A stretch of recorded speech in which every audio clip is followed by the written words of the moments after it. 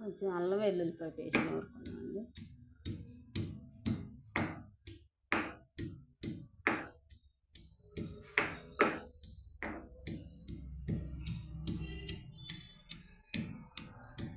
కోడిగుడ్లు 2 గుడ్లు వేసుకొని ములక్కాయ, టమాటా, ఉల్లిపాయ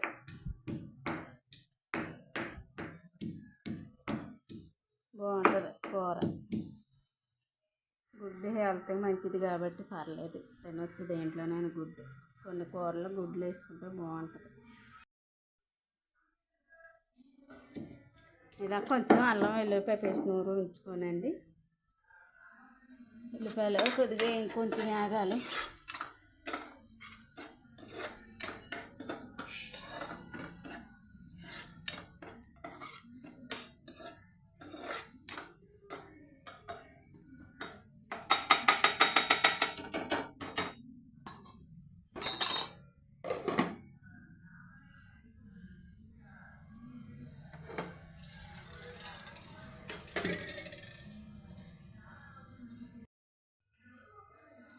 మూత తీసి చూద్దామండి. మగ్గింది, పర్లేదు. అలాగ అయినప్పుడు కొంచెం అలాగా పేస్ట్ వేసేసుకున్నాం.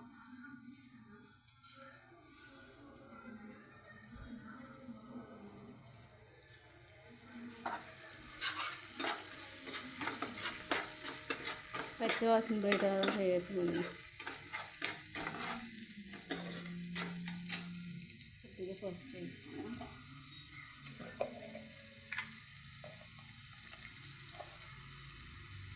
ప్లీజ్ అండి, కొంచెం ఎంకరేజ్ చేస్తూ ఉండండి, అలా చూసి వదిలేకోకుండా.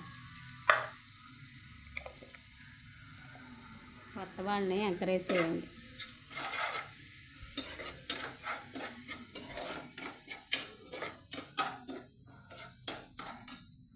పచ్చిమిరపకాయ ఒకటే కోసం ములక్కాయలు వేసుకున్నాం.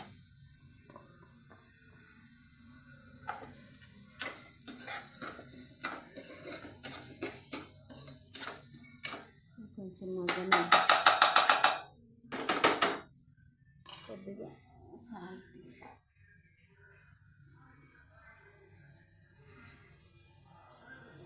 ముక్కకు పట్టిద్ది కొంచెం వేసుకుంటే.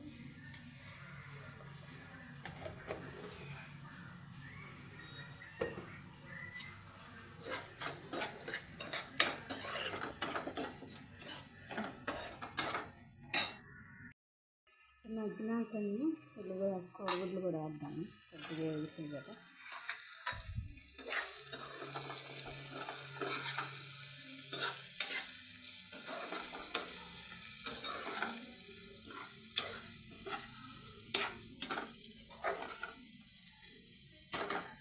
టమాటాలు వేసుకుంటాం.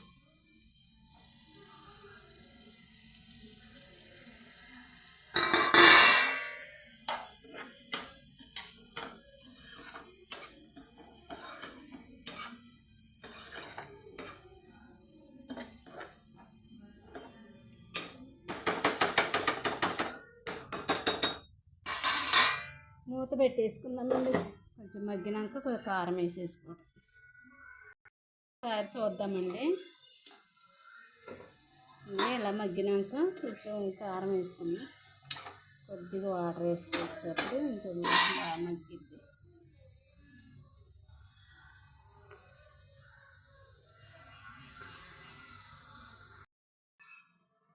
కొంచెం అండి కారం కొద్దిగా వేసుకున్నాం. కొంచెమే కదా కూర, అందుకని కొంచెం కారం వేసుకుంటే 1 స్పూను.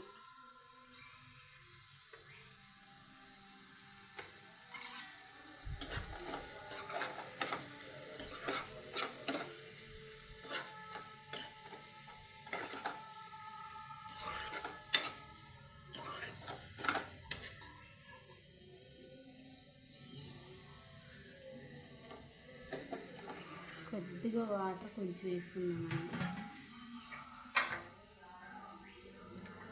ఇప్పుడే కూర వండుకుంటూ కొంచెం గిన్నెలు తోమేసానండి. పక్కనే కదా సింకు కూడా. కొంచెం వాటర్, ములక్కాయ మగ్గాలి కదా అందుకని.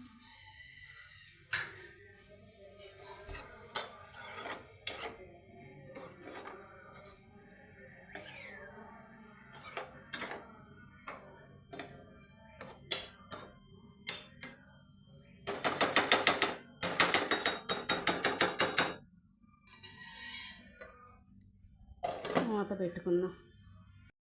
చూద్దామండి. కూర ఉడికిపోయిందండి. ఇలా చాలు, ఇలా దింపుకోండి. మసాలా ఇంకేమీ అక్కర్లేదు. కొద్దిగా అల్లం వెల్లుల్లి పేస్ట్ వేసుకుంటే చాలు.